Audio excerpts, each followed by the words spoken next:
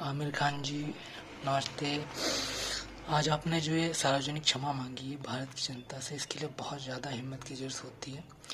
इसके लिए मैं आपकी प्रशंसा करता हूँ, आप इसकी प्रशंसा के पात्र हैं। और ये मेरी तरफ से आपके लिए एक भेंट है। ये PK 2 की स्टोरी स्क्रिप्ट है जो हमने 2016 में लिखी थी।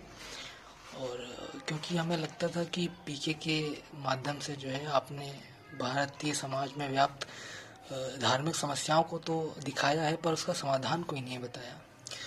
तो इस स्क्रिप्ट के माध्यम से हमने कोशिश की थी कि आप उनकी समस्याएं भी का समाधान भी बताएं। तो अगर आप इस पर मूवी बनाते हैं तो शायद भारत की जनता का दिल आप फिर से जीत सकें। इसी कामना के साथ मैं आपको स्क्रिप्ट सुनाना चाहता हूँ। बहुत वैसे तो 110 पेज की है, मैं आपको शॉर्ट में सुना देता हूँ। इस कहानी का सार इतना है।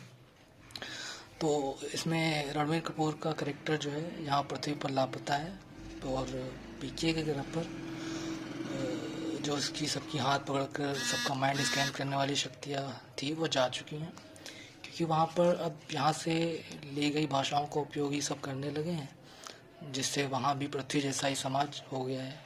लोग अलग अलग जगहों से सब ले जा कर के भाषाएँ वहाँ पे बोलने लगे हैं।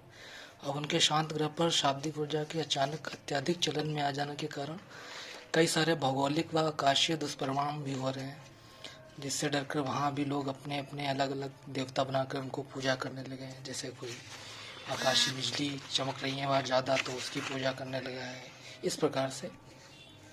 तो इन सब का कारण जो है PK को माना जाता है, क्योंकि वही पृथ्वी से ले जाकर सबसे पहले भाषा और ये सब चीज़ों का कॉन्सेप्ट वहाँ लोगों को बताया था।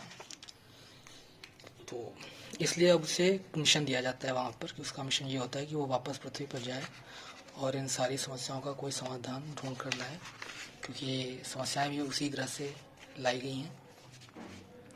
तो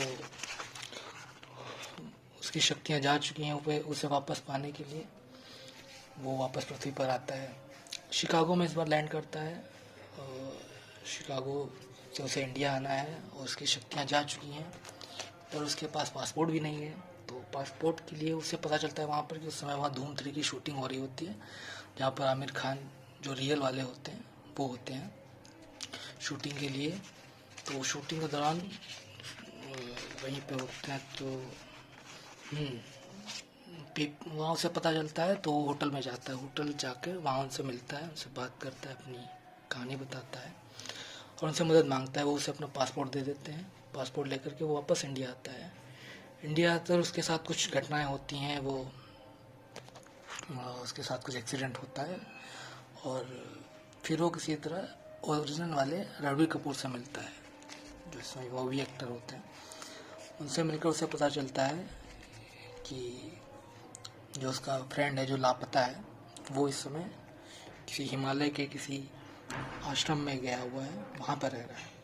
PK उसे ढूंढते हुए भारत, नेपाल और तिब्बत की सीमा पर स्थित एक गुप्त आश्रम पहुँचता है, जिसका नाम ज्ञानगंज होता है।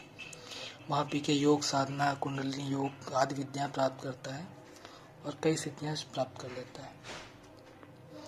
वापस आते हुए उसकी मुलाकात जग्गू और उसकी बेटी विदिशा से होती है। जग्गू को उस समय कैंसर होता है और वो हॉस्पिटल में भर्ती होती है। PK उसे अपनी योग शक्ति से सही कर देता है और ओरिजिनल आमिर खान से मिलकर जाता है।